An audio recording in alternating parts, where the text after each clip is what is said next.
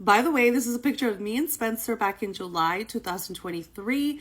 We both live in LA and we happened to bump into each other and I wanted to take a picture. He was really nice, very gracious, probably doesn't know who I am. If you want a story time, let me know, but this is about his astrology chart. Let's take a look at Spencer Pratt's karmic astrology. I pulled up his chart, I went through it, and I think we're going to learn some interesting things. So Spencer comes in as a Leo sun, Scorpio moon, and Capricorn rising. So we know that your big three in astrology is really important because it is what anchors you into your conscious reality, aka this hologram, right? So these three placements are very important for any one person as it marks their core expression and will in life. So Spencer having the Leo sun and Scorpio moon does create a square with each other.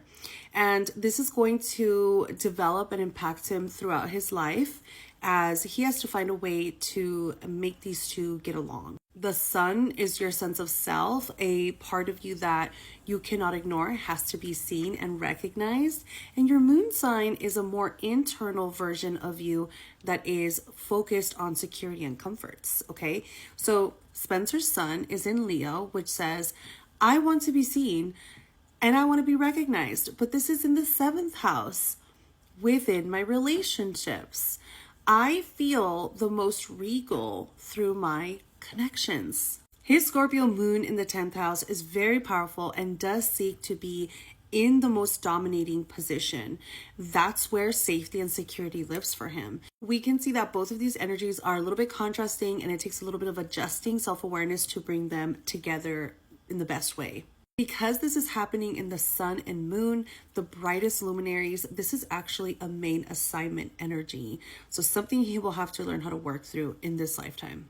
Now, who wins? Who wins? We're going to look at the rising sign. His rising is in Capricorn, which actually brings and amplifies that Scorpio energy to the max.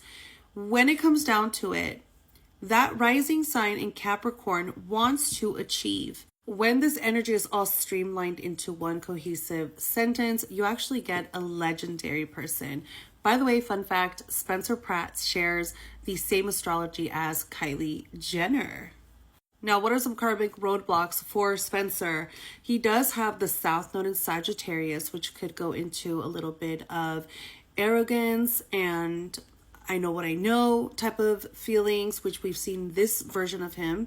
But what's interesting is that that South Node really comes out through the 11th house communities, friend groups, high school communities. Like all of that is tested in this lifetime within certain friendships. So his maturity comes from outgrowing people that he grew up with. It was so shocking, right? Now, the North Node or his life path energy is taking him to Gemini, which is exploring other people's minds, having conversations with people, connecting with the one-on-one person. And when you go into the laws, Spencer's essentially going from mastering, having a PhD in the universal brain, like how the system works, the science, the metaphysical world. And he's streamlining that into the human consciousness, how the human thinks, how the humans interact. He's learning about the human brain and the human capabilities. All of that is new to him. So it is really nice to see how he has taken to connecting with people, because that's probably something that he would have not done at an earlier or younger stage of his life. Now let's backtrack or come forward to today and see where his astrology and where his energy is going next. On the day of the fires, the moon was in Aries, which accentuates and highlights Mars in general. But for Spencer, that's kind of a huge deal because he's actually currently going through a Mars return. And that is when Mars in real time goes into the same placement and position that his Mars is in. So Mars is the planet of war, destruction, fires. And does this happen every Mars return? No. However, this year we're having a Mars retrograde. And there is a lot of agitation on this planet right now, which I've been talking about on my page. And so on January 6th, Mars was exactly over Spencer's Mars at 0 degrees. That's an exact Mars return in retrograde motion, meaning that Mars was going backwards. On January 7th, Mars went into Cancer, 29 degrees, which is critical, and set up the Palisades momentum.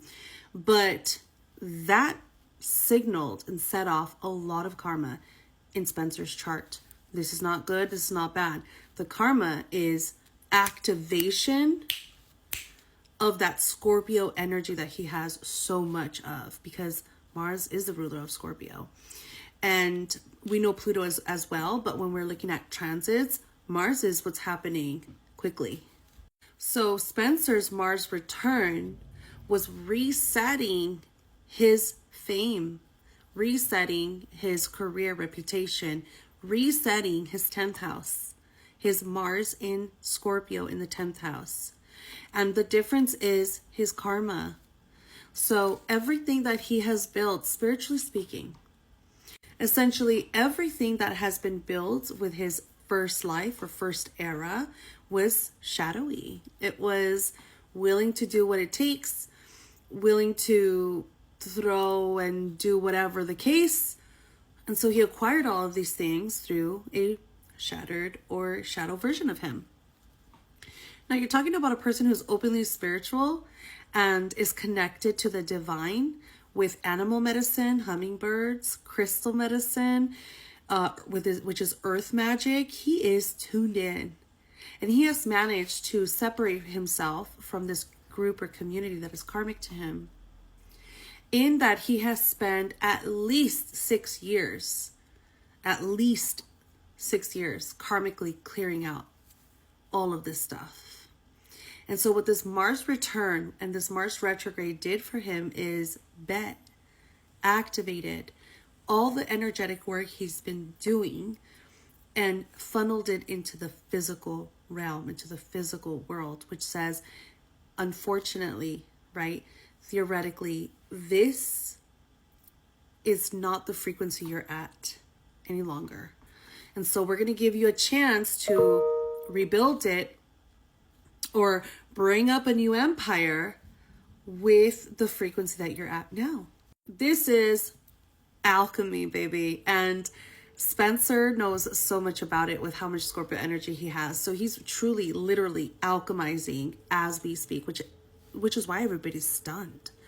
You know, Scorpio does its magic behind closed doors, but his Leo sun is allowing us to view it in action in real time. And it's amazing to watch, right? So Spencer truly is an alchemist, okay? What I want to say is that I'm so happy to look at the North Node in the second house. He is going into a huge and high financial level. So I'm not worried about them. I really am not. They're going to be so good financially, which is what everybody wants to hear. And I'm seeing this wave of abundance of cash money coming in for another 2 years and 2 months, actually, from this point forward. So I think he's going to get everything back and so much more. You guys know I talk a lot. I'm sorry. But let me know if you want to see more, hear more. And I hope this was insightful and fun for you guys.